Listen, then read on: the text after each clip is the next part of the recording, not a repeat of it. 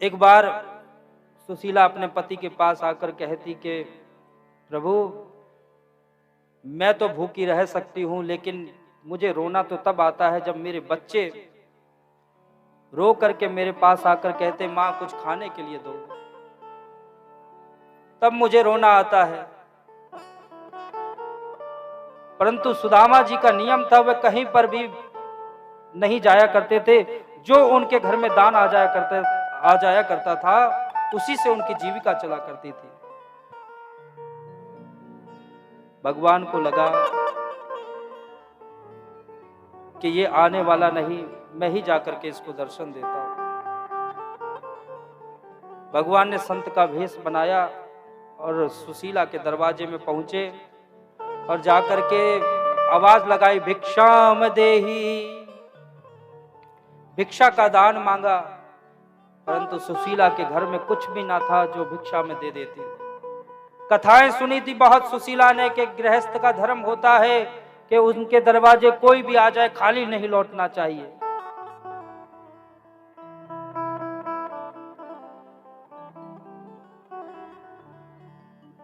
लेकिन आज सुशीला के घर में कुछ नहीं था। संत को क्या जवाब देती कि मेरे घर पे नहीं है कुछ, इसलिए मैं तुमको नहीं दे सकती। बहाना लगाया, महाराज अभी मैं आपको दान नहीं कर सकती। संत ने कहा, अच्छा ये सुदामा जी का ही घर है ना? सुशीला ने कहा, हाँ ये सुदामा जी का घर है। संत कहते, शायद आपको मालूम नहीं कि सुदामा जी के मित्र द्वारिकाधीश है। अच्छा, यह बड़ी बात नहीं कि एक छोटा व्यक्ति बड़े व्यक्ति को याद करे या याद रखे। बड़ी बात यह है जब भगवान अपने भक्त को याद रखे, यह बड़ी बात है। और दूसरा निवेदन मैं करूं, बड़ा व्यक्ति वह नहीं कि जिसके पास बहुत सारा धन है। बड़ा व्यक्ति वह है कि जिसके सामने यदि छोटा व्यक्ति भी आकर के खड़ा हो जाए तो वह अपने आप को छोटा महसूस ना करे, वह बड़ा व्यक्ति है। संत तो चले जाते हैं बतला करके। सुशीला आकर के सुदामा जी से कहती कि महाराज आपने मुझे कभी नहीं बताया, क्योंकि प्रत्येक व्यक्ति है ना अपने से बड़े व्यक्ति के साथ जुड़ना चाहता है, उसका नाम अपने साथ जोड़ना चाहता है प्रत्येक व्यक्ति। सुदामा जी ने कहा, हाँ देवी, सांदीपनी मुनि के आश्रम में रहा करते थे, वहीं मेरी मित्रता हुई थी। अब तो बहुत बड़ा राजा हो गया है। तो सुशीला ने कहा, महाराज जब इतने बड़े राजा आपके मित्र हैं तो आप उनके पास जाकर के कुछ क्यों नहीं मांगते? आप एक बार उनके पास जाओ ना तो बरसों जीवन भर की गरीबी समाप्त कर देंगे। क्या आपके मन में कभी उनसे मिलने की इच्छा जागृत नहीं होती है क्या?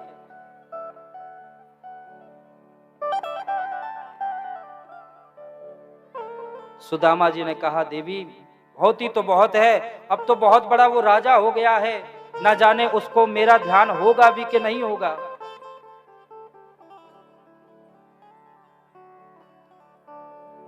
न जाने ये ध्यान होगा कि नहीं होगा। सुशीला कहती, महाराज तो आप एक बार उनसे मिल करके तो आओ, जीवन भर की गरीबी हमारी समाप्त कर देंगे, आप एक बार मिल आओ। सुदामा जी ने कहा, देवी तुम कह रही हो तो मेरा मन तो बहुत होता है मिलने का, लेकिन इतने समय के बाद मैं अपने मित्र से मिलने जाऊंगा तो मैं उससे क्या कहूंगा, क्या लेकर के जाऊं?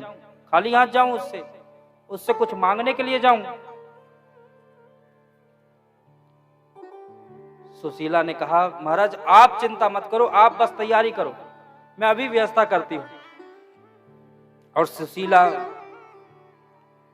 तुरंत तैयारी करती है। घर में कुछ नहीं था, 4 पड़ोसियों के यहां पर जाकर के 4 मुट्ठी चावल मांग करके लेके आती है। या चित्वा चतुरो मुष्टिन विप्रान प्रथो तंडुला चैल खंडेन तान बद्ध्वा भद्रे प्रादाधुपायनम। घर में कुछ नहीं था तो 4 पड़ोसियों से 4 मुट्ठी चावल लेकर के आती है और चावलों को जब एकत्र करने लग जाती है, कपड़े में बांधने लग जाती है, तो कपड़े में इतने छिद्र थे कि चावल नहीं टिकते। जैसे तैसे कपड़ों में चावल की पोटली एक छोटी बनाई और सुदामा जी के बगल में दबा दी और सुदामा जी से एक ही बात कहने लग जाती कि मेरा संदेशा है ना, अपने मित्र को सुना देना। क्या कहूंगा? तो सुशीला कहती, कह देना, एक मास द्वैपात में 2 एकादशी होए, मेरे घर गोपाल जो नित्य एकादशी होए। मेरे यहाँ तो नित्य एकादशी बनी रहती, यह संदेशा तुम बस सुना देना। सुदामा जी चले कलावती। सुदामा जी चलते हैं और मन ही मन सोचते, न जाने वो मेरा मित्र मुझे अपनाएगा कि नहीं अपनाएगा। अनेक प्रकार के मन में बातें चल रही हैं सुदामा जी की, और एक ही बात चलते चलते कहते जा रहे हैं, ओ देखो सुदामा आया। नहीं भैया, हम देखो सुदामा आया, मोहन तेरी गली में। देखो सुदामा आया, मोहन तेरी गली में। देखो सुदामा आया, प्यारे तेरी गली में।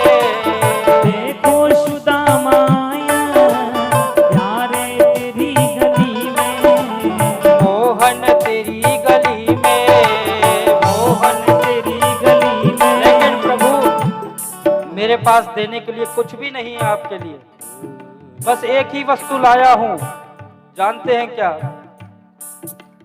आंसू है भेंट लाया, आंसू हरे खिलाया। मोहन तेरी गली में। सुदामा आया, मोहन तेरी गली में। आंसू है भेंट लाया, आंसू है भेंट लाया। ये आंसू ही है प्रभु, इसी को आप स्वीकार करो। सुदामा जी चल पड़े। भगवान को लगा मेरा भक्त मुझसे मिलने आ रहा है, विलंब नहीं किया।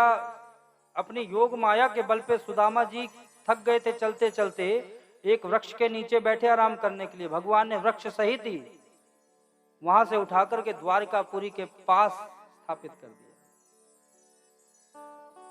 और द्वारिकापुरी में जैसे ही नेत्र खुले तो बड़े बड़े विशाल भवन दिखाई पड़ रहे हैं। एक राहगीर से पूछा, भैया ये कौन सी नगरी है? कौन सी नगरी है? एक राहगीर ने बताया, यह है द्वारिकापुरी है। अच्छा द्वारिकापुरी है, तो यहाँ पर भगवान श्री कृष्ण का महल कौन सा है?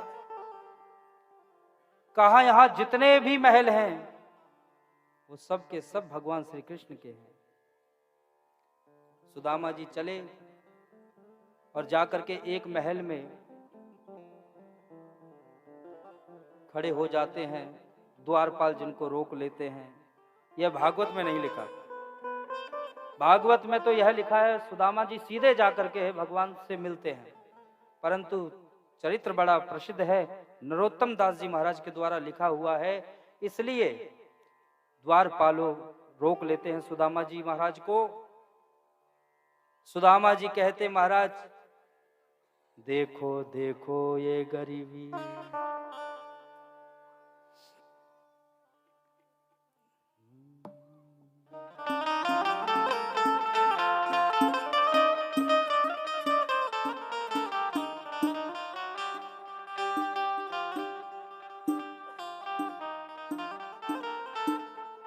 द्वारपालों से सुदामा जी ने कहा, भाई मैं बचपन का मित्र हूं, एक बार जाकर के कन्हैया से कह दो कि उनके बचपन का मित्र उनसे मिलने आया है। द्वारपाल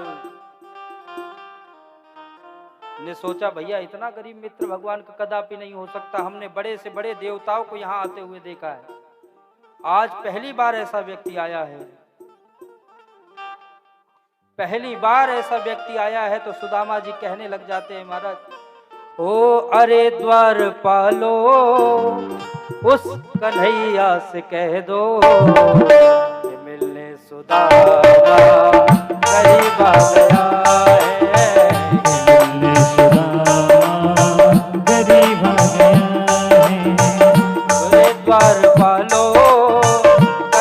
कन्हैया से कह दो, अरे द्वारपालो कन्हैया से कह दो, कि मिलने सुदामा करीब आ गया।